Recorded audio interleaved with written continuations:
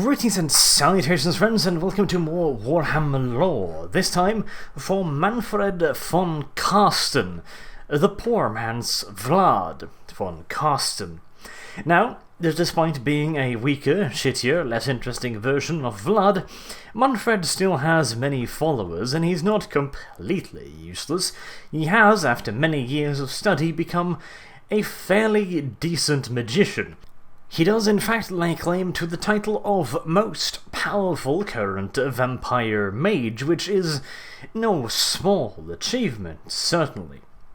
Now, Manfred von Carstein has been around pretty much since Vlad has been around. He was one of the first, if not the first, vampire to be sired by Vlad von Carstein himself once he arrived in Sylvania.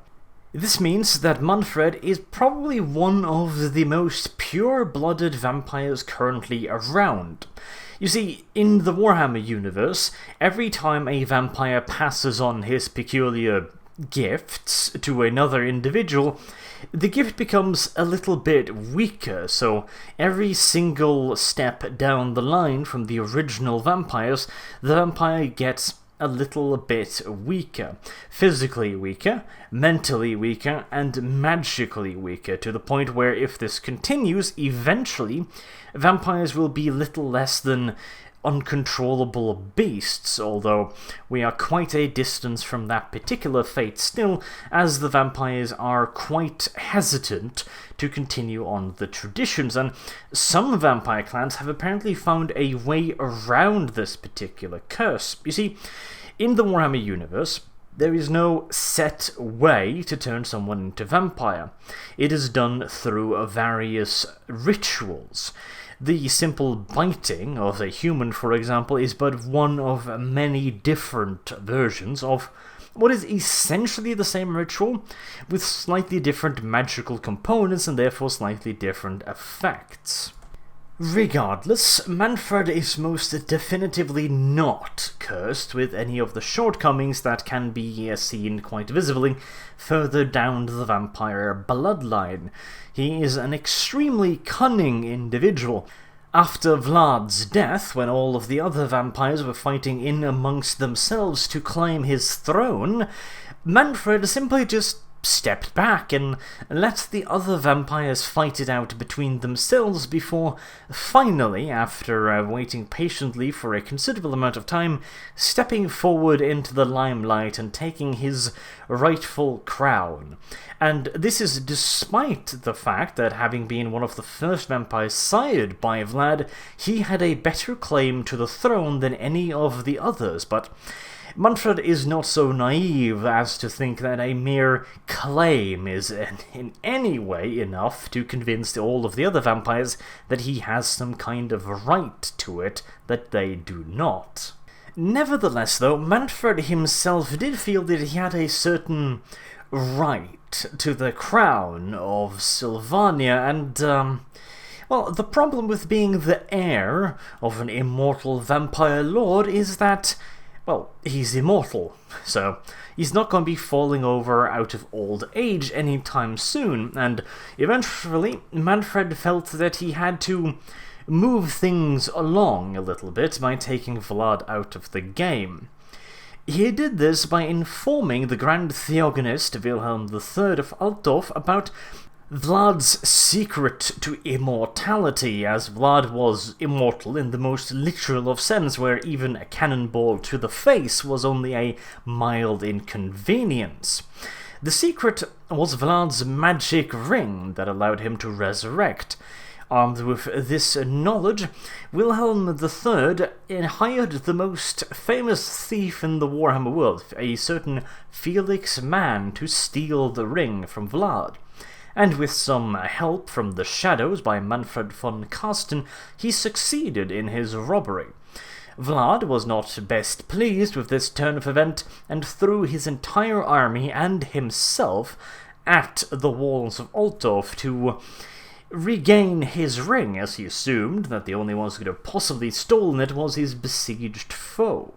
During this attack, however, he was finally defeated when the Grand Theogonist threw himself and Vlad off the battlements of Altdorf and down into the spiked pit beneath, finally slaying the monster.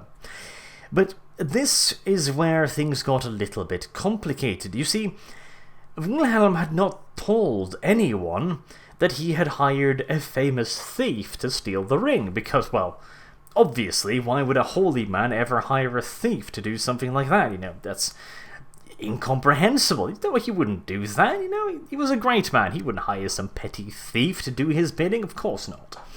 So when Felix's man returned to the city, surprisingly enough, no one would believe that he had committed the theft on behalf of the now dead holy man. This, of course, did not satisfy Felix, and in revenge, he stole one of Vlad's Book of Nagash that was at this point kept in Altdorf.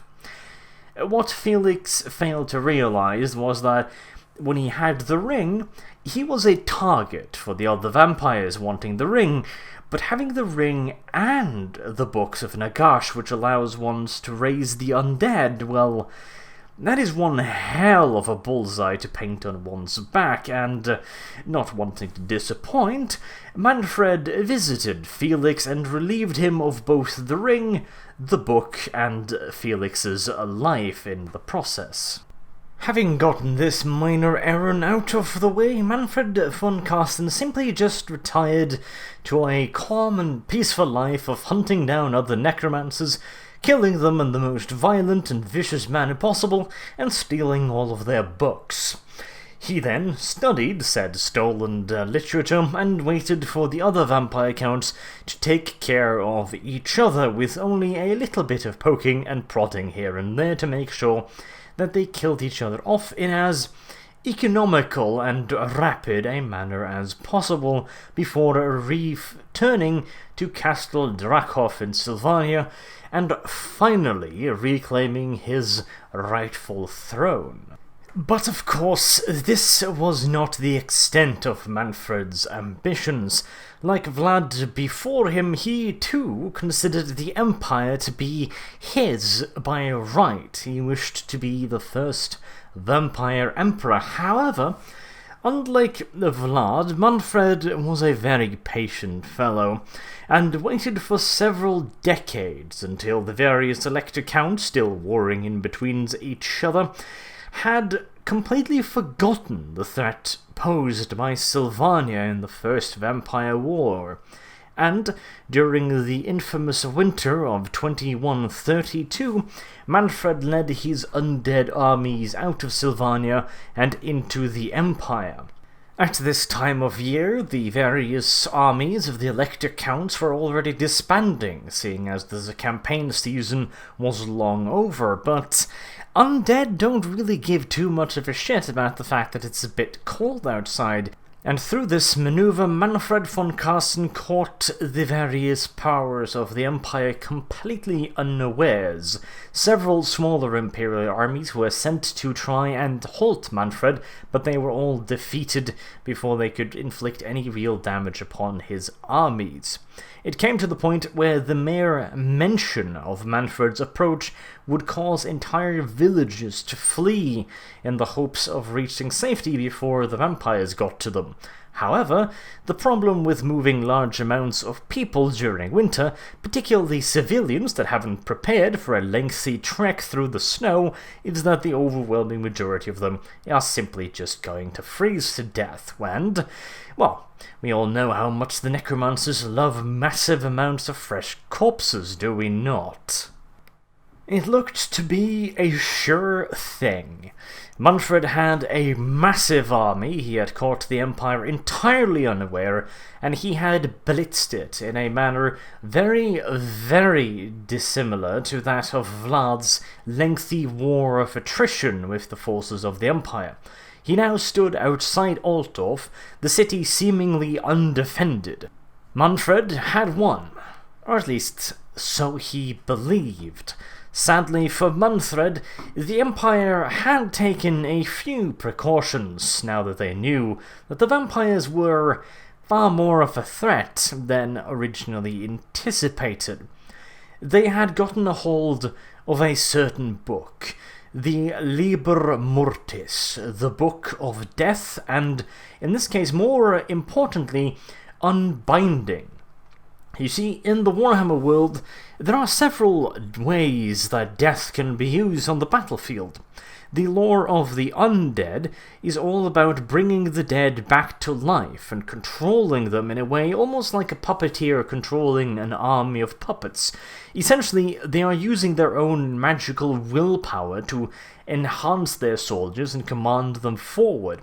Liber Mortis, however, was written by a priest of Mor, and it is all about unbinding the curse of undeath. It's all about sending the corpses back to their eternal rest and freeing them from their bondage.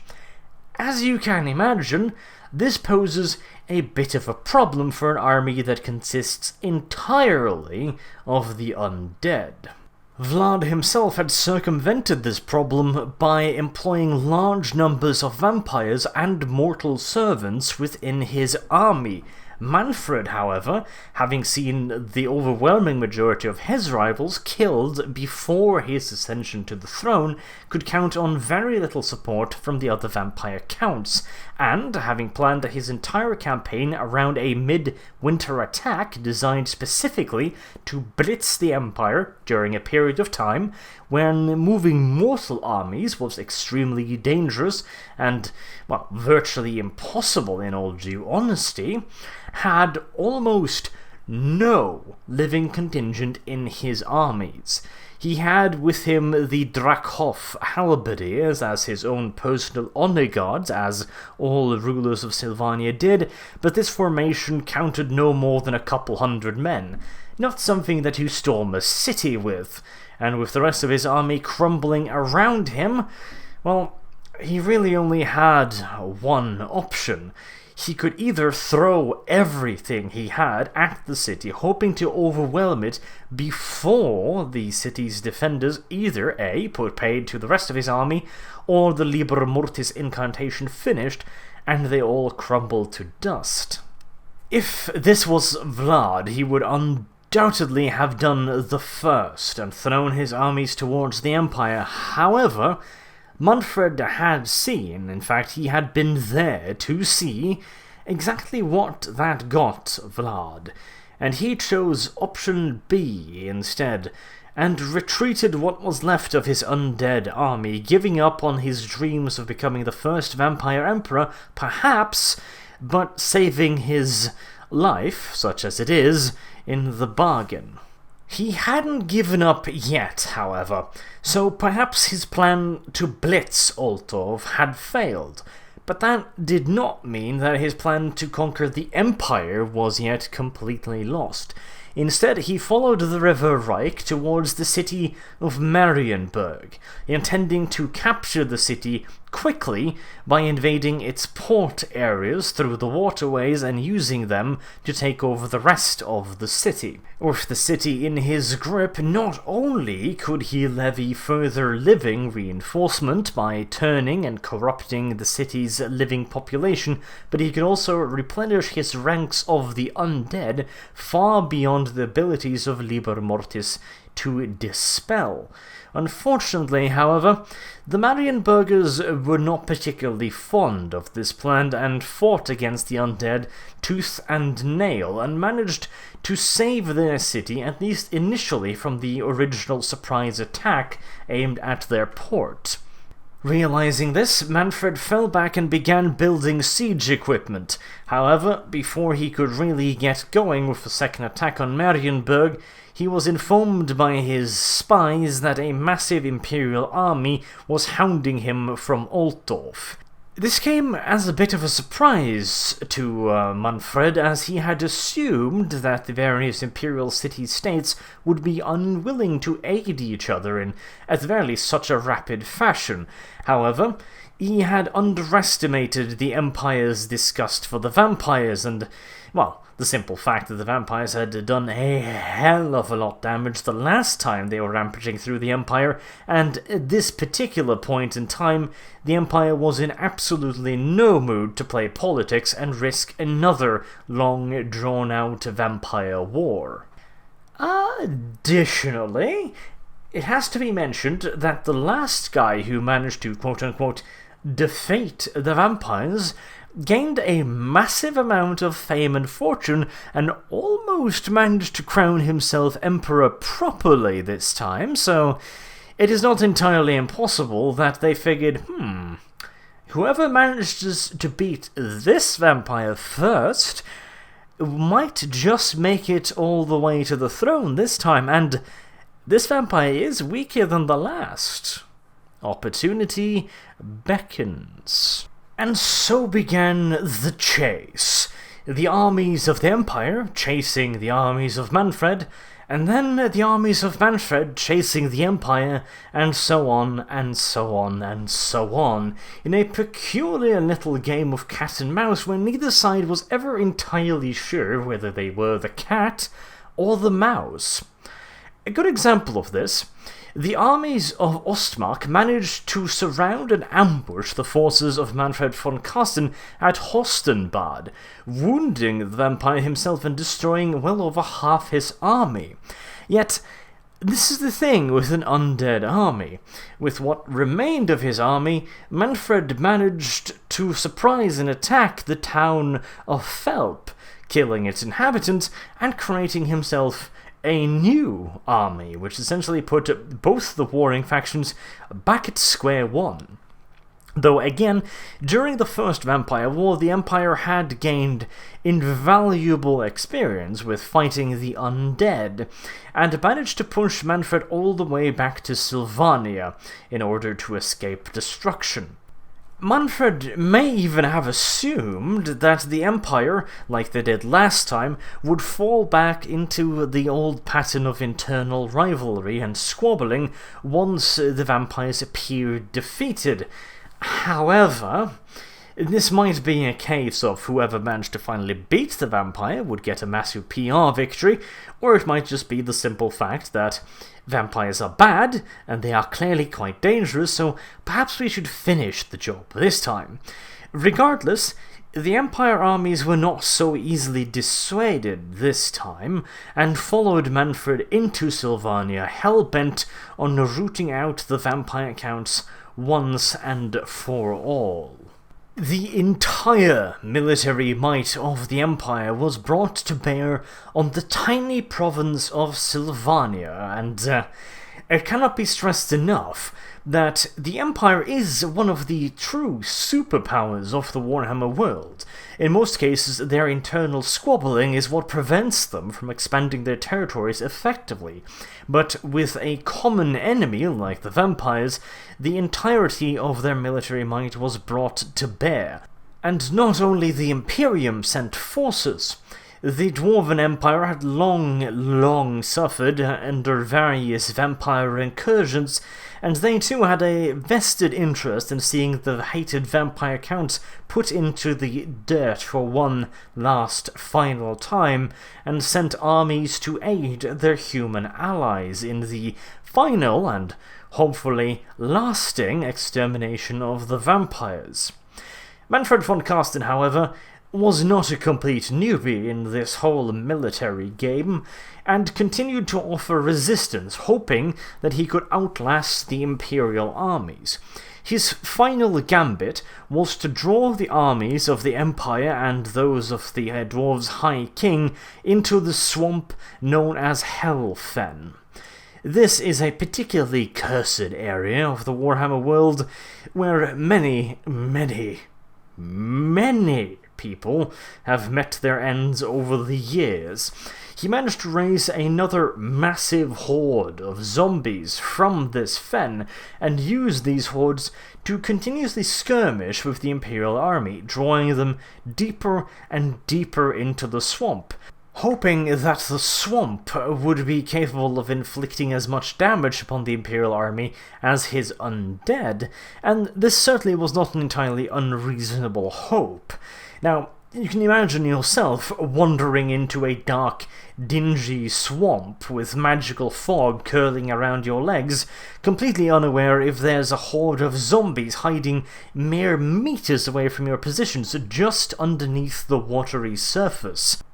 Not exactly the most advantageous ground to be fighting an enemy that does not feel discomfort, that does not feel the cold or the wet, and crucially, don't have to breathe. However, once again, it seems Mannfred had simply just underestimated the sheer determination of his enemies and just how much they wanted to finally put him the fuck down. The Empire armies and the dwarves continued on, slowly but surely closing the noose around Mannfred and his remaining forces.